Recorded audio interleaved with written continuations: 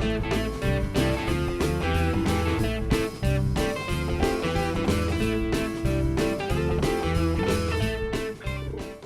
Kinky Boys are back to close out the series. It's Matt Jensen, myself, Jacob Rosdale, and Mike, the Vinyl Policeman, again, with the last two of the Arista albums put out in the US.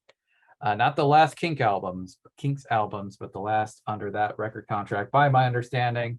My State of Confusion, still in the mail, but I've got Word of Mouth. What an ugly cover, by the way. You guys can disagree with me, but this does not do it for me. No disagreement.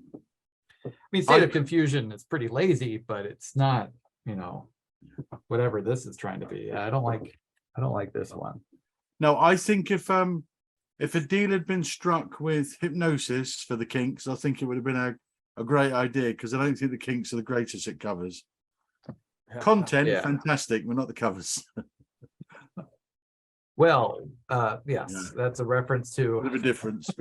You're talking about Floyd and Animals. Yeah. And actually, this is totally worthless, because even if I were to use this as a prop to read the track listings off of, it's all out of order. Yeah. On the back. At least my copy has the Arista plastic in it, at least. Can you say that for all your reissues, Matt? All your fancy 180 grams? Does it say Arista? No, that's impressive, Jacob. That's impressive.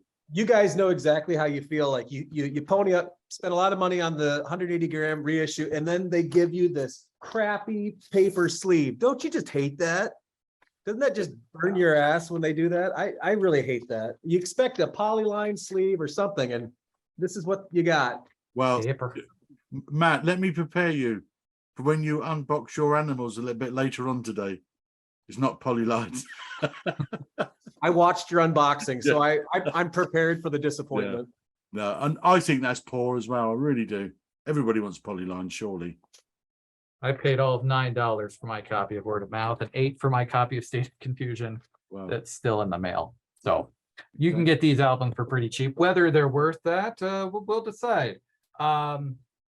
Matt, do you want to do State of Confusion? And I can do Word of Mouth, even though I've already said my prop is worthless here. I would be honored to do State of Confusion. And speaking of cover art, we already ragged on Word of Mouth. This comes after Give the People What They Want, yes? I mean, doesn't it look like they just phoned in like this, more or less the same cover? I mean, they brought in more people, background, but they got more people, right? And it's like the font. This font is like the cheesiest 80s font in the back cover. Actually, this reminds me, Mike, of an XTC cover. Yes. Drums and Wire, right? Doesn't that have the kind of the same color motif? Very similar. But that's not the only cheesy 80s thing about what we're going to be talking about over the next few minutes. Unfortunately, they are both products of the time. And sometimes that works, sometimes it does not. The first track on Word of Mouth is Do It Again, which is a track I think is pretty cool, but also sounds like other rock bands of the time. It reminds me of Who of the era, Matt, the Who Are You era. What is track one on State of Confusion? Title track, State of Confusion. And these albums are only like a year apart in age, so they really do sound like they share a very similar production. And honestly, to get the ball rolling here, I think both of these albums start off surprisingly good. And yeah, this whole experiment with the Arista years, doing it with you guys, like it has really given me a new appreciation for these albums, which I had more or less kind of discarded as crappy, mediocre, crappy. But I mean, all four that we've done up to this point, I think are pretty special, actually. And I think they'll be part of my rotation going forward. And I think these two songs start off I love both of these songs. I think they're both excellent. But if you had to pick, Mike. Sorry, Jacob. Yeah, I think, very close together. The thing which is a bit of a separation on this one, though, for me, and I think is that State of Confusion was the last album where Mick Avery, the drummer, was a full-time member of the Kinks and played on every track. And when we move across to Do It Again, then Mick Avery is on 3 tracks, which were taken from, say, Return to Waterloo, which was kind of Ray Davis's first solo album, effectively, although all the Kinks were on it apart from Dave Davis. But apart from that, the drummer on Word of Mouth is Bob Hendrick, who's a much bigger rock drummer. He's totally different style to Mick Avery. So I think that's the one area probably that kind of is a bit of separation for these 2 albums, is effectively a different drummer. And I think that moves Do It Again into a more of the big compressed drum sound of the 80s kind of thing. So that makes it an interesting comparison, I think, in that respect. I agree with Matt that both these albums both start out very strong. I think they're Absolutely. among my favorite tracks on these albums are Do It Again and State of Confusion. I would have to go, if I had to pick, I think Word of Mouth has the better opening track. I think Do It Again is cool for as much as cheesy as some of that reverb is. Once it gets started, it pumps me up. Where State of Confusion is good, you know, you want to do this, but Word of Mouth has a slight edge for me. I guess I'll keep score. Okay. Yeah. Matt. Matt. Okay. Matt froze. This one's really tough for me. I honestly love both of them, and it could change tomorrow. But I think I have to give the slight edge to Word of Mouth. Do It Again. There's just something so infectious about, and you know, it's kind of going back to some of those early Kinks power chords. Obviously, it's got the 80s production, but State of Confusion has this punky new wave thing to it that I absolutely love. And that's got this really melodic, so it kind of is in a minor key. You got that Vox Continental, kind of Elvis Costello-y sounding organ in the background. But there's that awesome melodic bridge. On the way. I love that melodic major key bridge. Then it goes back into the minor Talking Head Cycle Killer almost feel to it. But yeah, Do It Again. It's so hooky, so melodic, and yeah, I think it's just a fantastic. It might be my favorite Kinks song of the 80s. I love it. Yeah. Well, Mike, you haven't picked yet. Well, that's a big statement, Matt. State of Confusion. Completely agree. Those 2 tracks are fantastic openers, both of them. State of Confusion, what a great track. It was a single in Germany, you know, but Do It Again from the Hard Day's Night. Yep. D7 sus4. I looked it up and tried it on the guitar and that's it. Do It Again. One of your favorite Kinks tracks in the 80s. I'm with you, Matt. I think it's absolutely a fabulous track. Do It Again. It just real athemic, big power chords. Such an absolutely great song. Both great tracks, but Do It Again, it would take an absolute stunning track to beat Do It Again to me. So Do It Again. Fantastic. Nice. Now, Mike, I'm going to ask for a little bit of Kinks history. We talked a little bit about Ray Davies' relationship at the time with the Pretenders. I knew I was going to forget the name, so I start Chrissie Hynde. I almost said Christine McVie, and I'm like, that's definitely not it. That wouldn't Chrissie Hynde. This struck me as a breakup album. Word of Mouth. Is that timeline? Does that timeline strike right? The timeline's perfect. Yeah, that is the right timeline. But funny you should say relationships, because the whole relationships of the Kinks at this particular period, because you've got State of Confusion where some say Mick Avery gets sacked. Mick Avery will say he walked because he was kind of fed up, you know. Who knows? Mick Avery's gone in between these 2 albums.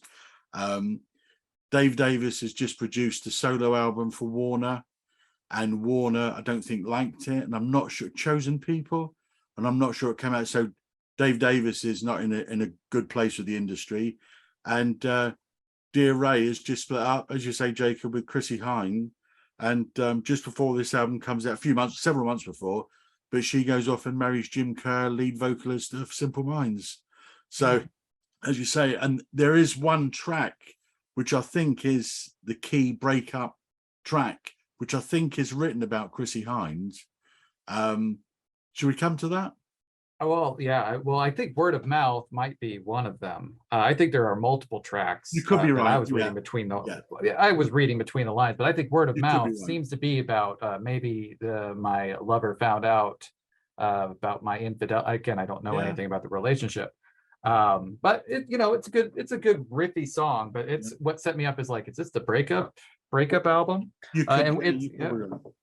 and what's it up against in a State of Confusion, Matt? Another rockin' awesome song, Definite Maybe, which I said something to Jacob off camera about how Oasis, of course, likes to rip off song titles by the Beatles. Of course, you've got the Wonderwall, which is a Right. George Harrison reference. Sure. Don't Look Back in Anger basically sounds like Imagine, right? And Definite Maybe, and their first album, Definitely Maybe. Coincidence? I think not. They like to rip people. Yeah, I love Oasis though, so I don't mean to say that I don't. I was gonna like say I like definitely maybe better than both these both these records, at least more than one of these records. One of them is warming up to me. But I don't have a call yet, honestly. Mike, how about you go first while I think about this one? Okay, I find this whole exercise absolutely fascinating because whereas Do It Again and State of Confusion, I didn't agonize too much, actually, honestly, because Do It Again is so fantastic, but State of Confusion is fabulous. So they both had lots of ticks. Do It Again had more. Word of Mouth and Definitely Maybe. Yeah, I struggled with those two on what I preferred, but the one I came down with there was Word of Mouth. I actually went with that as a track, but I think again, pretty not at the same level as Do It Again, State of Confusion, lower level, but pretty similar, but at a lower level. But Word of Mouth for me on that one. All right. Matt, you go. I've made a All right. decision, but I want you to go. Yeah, this was a tough one for me as well. Not as tough as State of Confusion and Do It Again, actually. I thought that was a little harder for me, and I'm really surprised and elated that you guys all went Do It Again, because I thought that I was going to be the outlier on that. But for this one, I'm going to go with State of Confusion. Definite Maybe, I think, just it kind of keeps the momentum going of State of Confusion. And listening to that on the heels of State of Confusion, I'm still feeling the power. I feel as Word of Mouth, it's a very good song. I just feel it's kind of a letdown after Do It Again. And I know that's not fair to the song. However, just where I am when I'm listening to this album, I'm enjoying Definite Maybe more than I'm enjoying Word of Mouth at that point. So I guess that was the tiebreaker for me. Yeah, I think Definite Maybe is just like a really good pop song too, and I don't think I'm going to give a lot to State of Confusion going forward, so I am going to go with that one for now. I'll let it have an early victory for me before what I predict to be a considerable blowout on my end. Track 3 on actually State of Confusion came up first, Matt, so why have I been leading off the conversation? You should be You sold it, man. You sold it. You had me believing. No, yeah, right. This one came out in 83, this one in 84. I may have even said at the very beginning it was no, I don't know what I said. It's all good. It doesn't matter. Number 3. So I'll just take the lead then. Number 3 is Labor of Love, Labor of Love. And that's going against. It's called Good Day, which is a funny song. A good, funny song to remind you that the Kinks can be funny songwriters. It sounds like it's a happy-go-lucky, shoot yourself in the head 80s track, and it's actually about the apocalypse and how he's going to have a good day. I do like that. I do not care for Labor of Love, so it's an easy one for me. I don't like the riff on the Wedding Processional. I think it's a little cornball. It's just kind of, it's a little bit of a dumb rock for me. So that's an easy Word of Mouth for me. How about you, Mike? Well, good day is I'm not sure homage is the right word, but it references Diana Dawes, and probably you guys don't know who Diana Dawes is, do you? She was a really, really popular British actress in kind of 60s, 70s, probably primarily 70s. But she really was a bit of a national treasure in lots of TV programs, in several films, and she was a really great, fun character who everybody loved. And Good Day, he actually refers to, Ray Davis refers to Diana Dawes in the song. But no, it's quite an easy one for me as well. It's Good Day with this one. Yeah. Matthew. Yeah, I think I might like Labor of Love better than both of you. It wasn't actually easy. It wasn't an easy decision for me, but I think overall, Good Day was the superior song, and I believe was it the first single or second single in the United States off of this album? I think it was a single though. I think Do It Again. I thought it was only a single in the UK actually, but I could be wrong. Oh, that maybe it's the UK. I get my knowledge from Wikipedia because I was not very old when this came out. Wouldn't have been buying records anyway. I was alive for both of these, but yeah, I think that was a single, and then maybe Living on a Thin Line were the 3 singles off this album. But I would need review the research. I didn't do any research, but I think Living on a Thin Line was the only song that I'm like, I think I had heard this before. It is the next Sopranos. track on. From the Sopranos. Yeah, maybe that's probably where I've heard it. And that's the 4th track on Word of Mouth. Really good, really cool song. And what is track 4 on State of Confusion? It's a very obscure song, a song that, probably you've never heard of before. That song. Yeah. I had big hit. Come Dancing. Got to number 6 in the US Billboard. Probably their last legitimate hit. I remember watching it on MTV years after it aired because it would be on, I don't know, like maybe best of the decade shows, best videos of all time. They were airing that video like in the late 90s. I remember seeing like the 100 greatest music videos of all time. I mean, that would be on that clip show. Great video. Matt, you go first. I know you love the video. I hard. gotta say, and maybe I'm jumping the gun for reflecting on the albums as a whole this early into our track versus track, but I've got to say that these 2 Kinks albums they're probably my least favorite of the Arista ones. However, these track versus tracks are like the most difficult for me than the other 2 that we've done. I love both of these songs. Living on a Thin Line is, of course, a Dave tune, and probably his most successful song in terms of pop charts. I don't know how. Death of a Clown. Death of a Clown, yeah. Now those albums though, or those singles weren't big in America because that was when they were banned from touring in the US. Sure. Face to Face and something else, and some of those mid-period Kinks. So in terms of American recognition of Dave's compositions, Living on a Thin Line probably is his most important, most popular. Come Dancing though. So if you don't mind, can I talk a little bit about this song for a second? I had a feeling you were going to. I was like, let's lead off with Matt.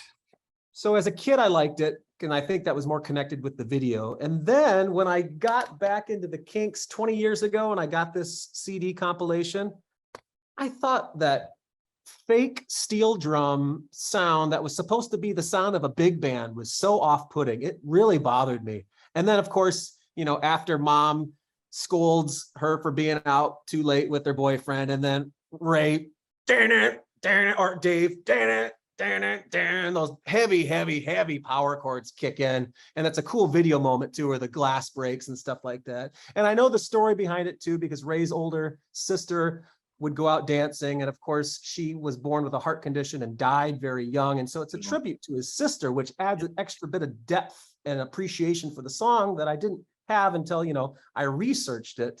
And then at the end of the song, that phony steel drum sound is replaced by, in fact, a big band with trumpets, trombones, saxophones, which I just love. And I don't know why they couldn't use that instrumentation throughout on the Living on a Thin Line is so, it's such a dynamic contrast, how it just starts off just very ominous. And it sounds like some of those Dire Straits songs you made me listen to that we haven't discussed. It does kind of sound like a Dire Straits song. I've actually learned, so I was in a band and we learned how to play that song, and we actually never ended up gigging it, but I got to give it to Come Dancing. at the end of the day, I would talk more about Living on a Thin Line, but I'll let Mike talk a little bit more on that. And you know, Come Dancing, feel free. But they're both fantastic songs. I would call them both 9 out of 10 songs. And I'm just giving Come Dancing the edge as of today. Mike, why don't you've picked Word of Mouth so far? Is this gonna continue the trend? Well, completely agree with Matt there that when you're looking, Do It Again and State of Confusion, top tracks, really difficult to separate them. Okay. Living on a Thin Line, Come Dancing, yeah, exactly the same. 2 absolutely stellar tracks, absolutely phenomenal. My tribute band, we play Come Dancing every show we do, so I know it inside out, back to front. So played it so many times. Living on a Thin Line, Dave Davis actually wrote that for Ray to do the lead vocal, but he didn't. Dave kept the lead vocal. But for me, 2 fantastic tracks, but Living on a Thin Line just takes it for me, maybe because of my familiarity with Come Dancing. But Living on a Thin Line, I've got some live versions of Dave doing it in his solo set and things, and I just think it's as you say, it's an immense suspenseful sort of like track, and as you say, the way it builds and that big chorus. Living on a Thin Line for me takes it. Yeah, and it's going to for me too. Come Dancing is a song. I like the music video, and it's fun when it plays on the radio. It's a song I didn't know was the Kinks for a long time. There was like this disconnect in my brain because it's kind of more new wavy with that steel drum emulating keyboard. But Living on a Thin Line, and maybe it's because it's a little fresher to me as well. But I think that's a badass song. But tough call, Very tough. Let's rip the Band-Aid off and keep moving. Matt, what's next? All right.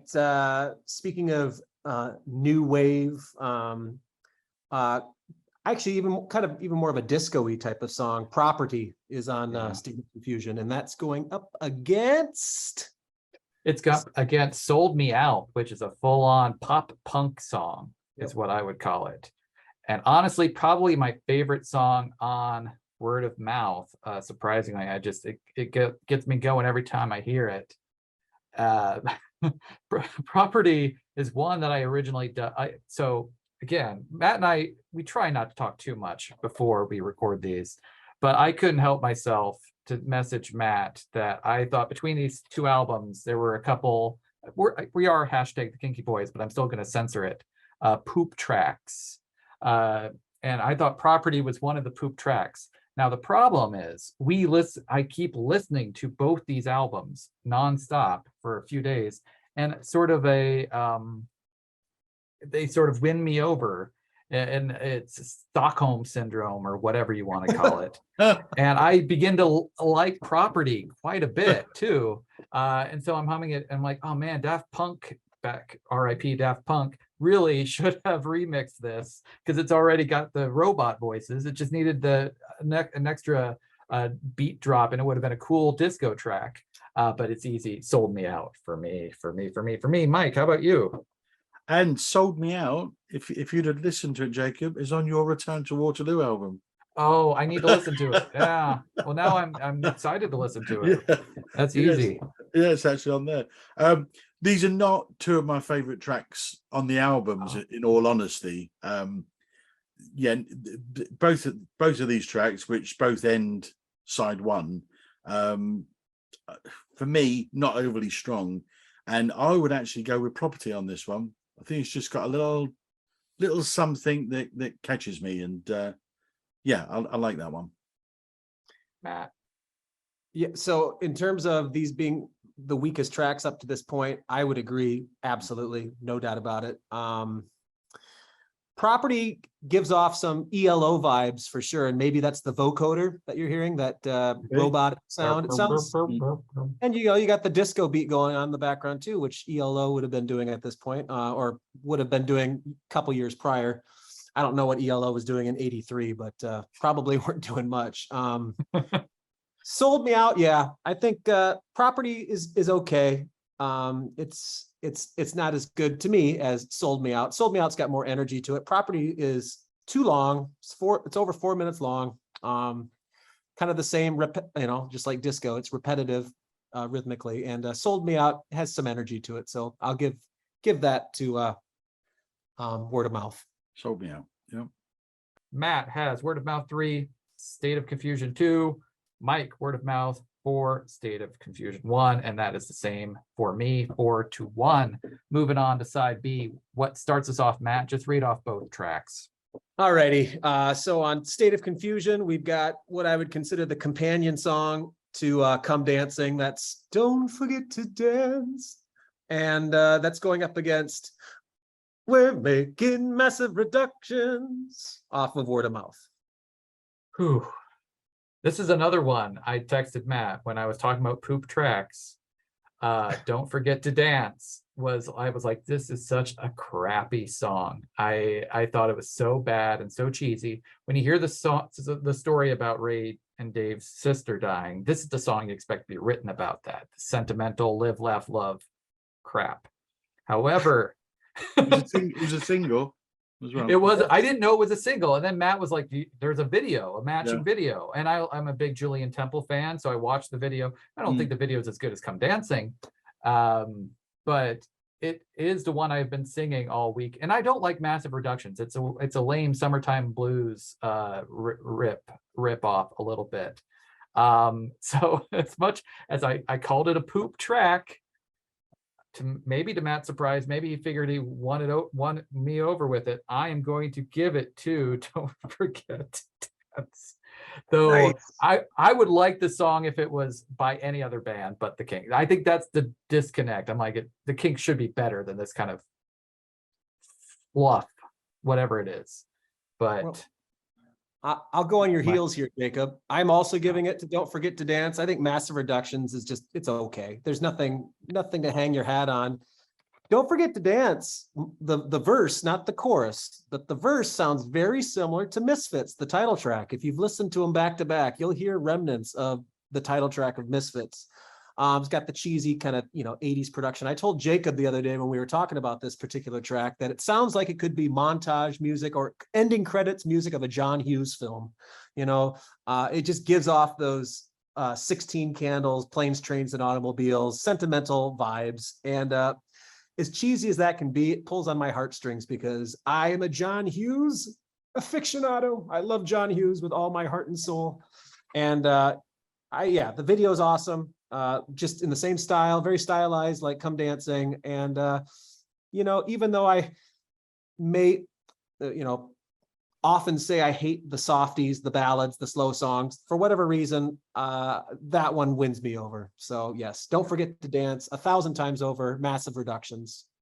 if it was Mike, go. Yeah, I am quite shocked that there's no love for Massive Reductions actually, because I quite like that track. I mean, it's very 80s feel to it, which is not a great thing for me. And I would have preferred the massive riff to have been a guitar riff as opposed to a keyboard riff. I think it would have worked better. The guitar solo feels very 80s, which again, not necessarily a good thing in my head. But I do like Massive Reductions. I think it's quite a good track actually. And Bob Henrich's drumming, I think is huge. I think it's really good on it. But I also go with Don't Forget to Dance. And interestingly, again with the Kinks tribute I'm playing, that before we actually brought it into the set, that was one of our most requested songs, which we didn't do, but people when we played dances and things, a lot of people used to ask for, and we didn't play it for a long time. So I think it's quite a nice song. Its tempo I think is really nice rhythm. One of the only problems I've got with it is that I find with Ray, master lyricist as he is, and a master at kind of the kitchen sink dramas, the narrative, absolutely fantastic. Just sometimes he throws in phrases which just make me go, oh no, why did you say that? And in the latter part of the songs, a nice bit of old and that kind of thing, which it just grates on me. I think, no, why did you say that? I don't even like singing it when that comes up. But no, but in saying all of that, Don't Forget to Dance for me. Track Track, what's the next track? State of Confusion first, Matt. Young Conservatives, Ronald Reagan's favorite Kinks tune. Those kids are going to college and now they're not doing anything for a revolution. They're being young conservatives. Yeah, Young Conservatives. Love it. Good song. Great song. It's against Guilty, another Dave track.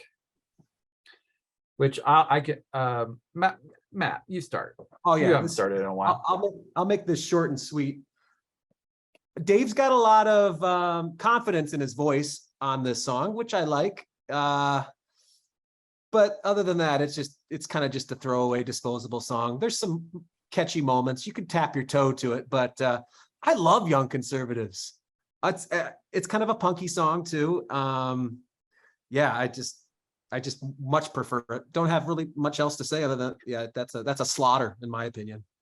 Yeah, I mean, Young Conservatives is kind of a sloppy punk track. And if it was against a lot of the other tracks, it would not win. But Guilty, the verses is just not, his voice isn't quite getting there. I like the chorus of Guilty a lot. Guilty until you're proven innocent. Dun, dun, dun, dun. Sounds like a jam track, but yeah, you have to get through the choruses to get to the chorus, or get to the verses to get to the chorus. And so surprisingly, I will give this to State of Confusion. How about you, Mike?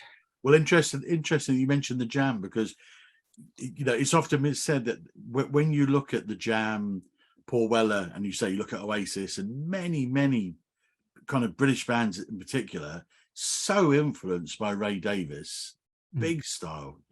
You see it everywhere with so many bands, Blur, etc., etc. But I think at this period, and I've read this. This is not me. I've read this somewhere. It flips around a little bit, because Young Conservatives is a bit of an Eton Rifles, the Jam. So this feels as if kind of Ray's listening to a bit of Paul Weller, and he's written this track, which, as I say, his Eton Rifles.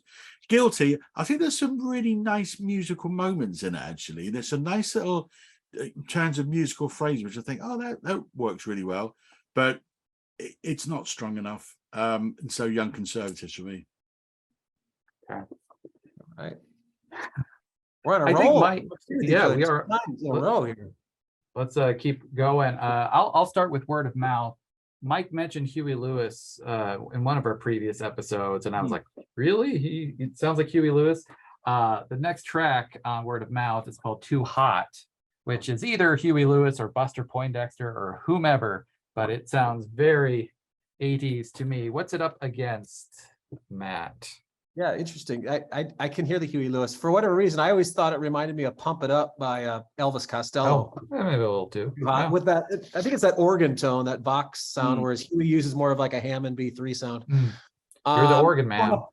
It's going up against Heart of Gold, which, on first listen, I thought it was a ballad, but no, it kind of chugs along. It's an acoustic number for sure, but there's it's up tempo, but it's beautiful, beautiful, beautiful song. Love it. So Mike, go first. No, no, you're right. I put my 2 cents, and I think maybe I should say, because I think you probably know what my answer is going to be. I'll give it to Mike real quick. I'm going to go with Heart of Gold. Too Hot's fine. It's fun. Heart of Gold, I think, is a beautiful song. So yeah, not much to add really. I mean, Heart of Gold for me is very Dylan, very Springsteen. It's just a really nice song to sing and strum along to, and it's just a good, solid singer-songwriter type song, I think. Yeah, Too Hot, yeah, it's pretty good, but Heart of Gold takes it for me. Yep, same with me. After predicting a word of mouth blowout, I'm giving 3 in a row to State of Confusion. Will it continue? I don't think so, but maybe it will, because we got a bummer of a track here called Missing Persons. And this is when you're having a drink with a friend who just went through a breakup, and that's it. That's the whole vibe this album gives me. Sometimes it's fun. It's a good friend. You're enjoying it, having your drinks. This is the Chrissy Hynde track. I think this might be one of the Chrissy Hynde tracks for sure. And this is the one that he's a whiny little, you're like, oh man, get me out of this bar. Maybe there's a missing person in me or something. No, maybe there's something missing in me. You know, the conceit of the song, it's not that bad. Like the idea of like, oh, comparing milk cartons to a lost love, and maybe with in the 60s with their more folky, funny music style, that would have worked, but I think it's a bad track. But what's it up against? State of Confusion. I'm not going to make my call unless it's Yeah, it's well, we'll I'm sure we'll talk about it at length here, because it's a weird track. Whether you think it's bad, that's up to you. This is a weird track. This is Cliches of the World, B movie, bizarre 5-minute song. I call it a bad track. I'll just say I think it's a bad one. Oh man, this is a real tough one. So I'll toss it to Mike. Well, I think these are two really good tracks. Oh no. I really do. I think Missing Persons, I think it's just really, and again, this is on Return to Waterloo, and apparently very orchestrated. So this is this is a real stripped back version of it, apparently. Let's say without hearing the other one, but yeah, this is meant to be the Chrissie Hynde breakup track, and I just really take to that track. I there's something about it that I like a lot. Cliches of the World bracket B movie is just got to be one of the weirdest titles ever, but that guitar riff that pops up behind the vocal all the way through, and at the end the guitar riff turns into a piano riff, is playing the same kind of riff all the way through. Is something about that track which I find I don't know, I find it quite compelling kind of thing. So when I listened to these two tracks, I thought, cracky, yeah, I can find something pretty good in both of them actually, but the one I settled for, because I just think it's got is Missing Persons. Matt. I can't stand Missing Persons. That's a skipper for me. I'm sorry, Mike. I love you, buddy. It's a brother. It's a brother.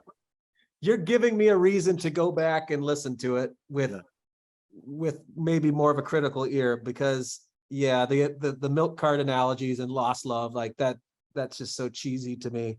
And then it's a little whiny, and I think you said that, Jacob, just whiny.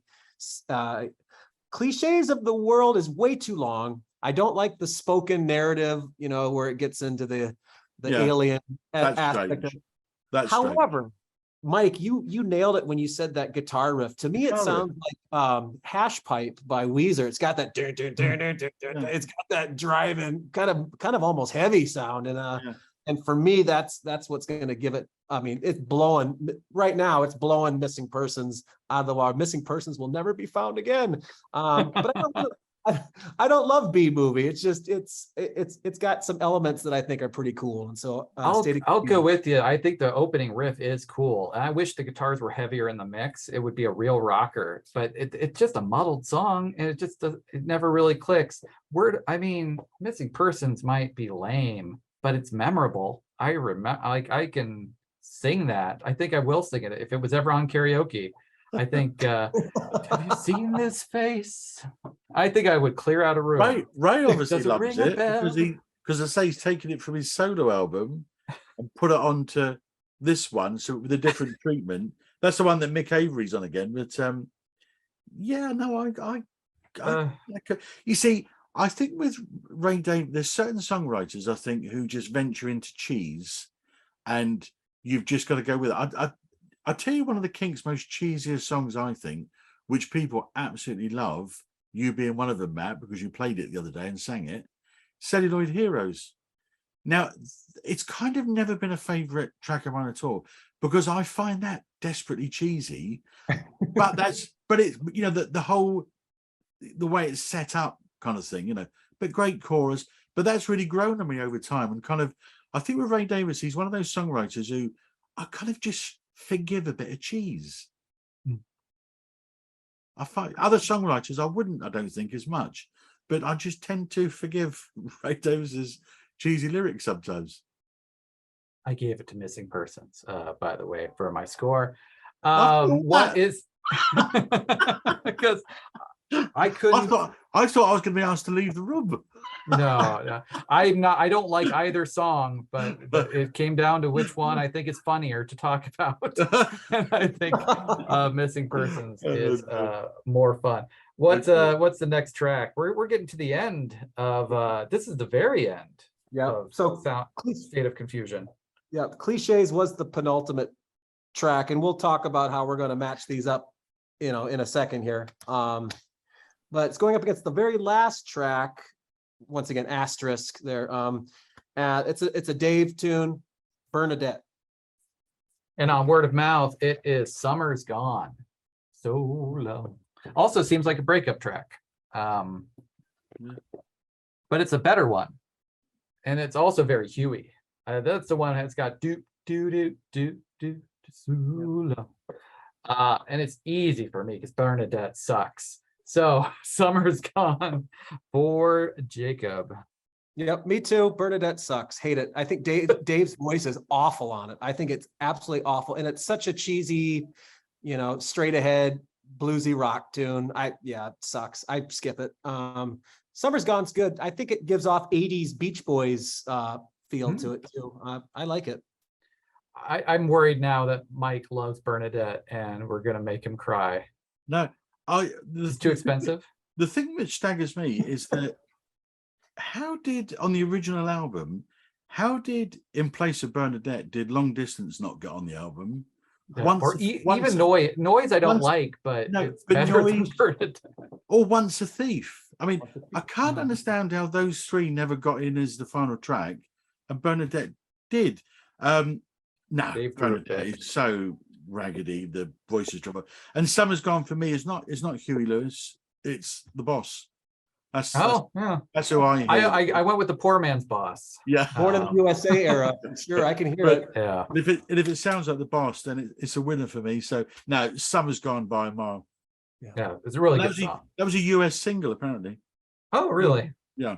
I never heard it. Of course, I was one, maybe. Or when did Word of Mouth come out, Matt? 84. Oh, November. so I was one. All right, but the last track on Word of Mouth is Going Solo. Again, I think breakup. He keeps calling, maybe this is why she dumped him. He keeps calling her little girl in all these breakup songs. Not a healthy thing to do, especially after one song we talked about. Oh, he likes little girls. Art lover. Move on. Moving on. Kinky, hashtag kinky boys. Yeah. All right. And how did we resolve there being one extra track on Word of Mouth, Matt?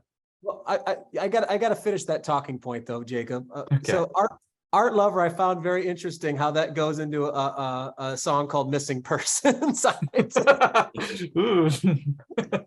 right, we're moving on. That's going up against one of the bonus tracks. So we had a few to choose from. The cassette version actually had an extra track on each side. One of them was Noise, is that right? And then the other was Long Distance. And then there's another great bonus track on here too called Once a Thief, which I think that's a great song too. But we went with Long Distance. Yeah.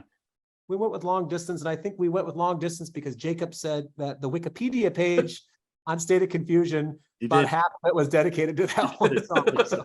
It seems to be. The guy, #1 fan of the song, wrote the Wikipedia entry to the album. Why isn't it? All the critics love this song. It was one of those weird things. And when I listened to Noise and Long Distance, I initially wasn't wowed by either of them. So I was just like, whatever, pick them. I didn't know what the last track was on Word of Mouth because I'd been listening to it on shuffle. But Long Distance really did earworm its way into me. It's this nice jangly song.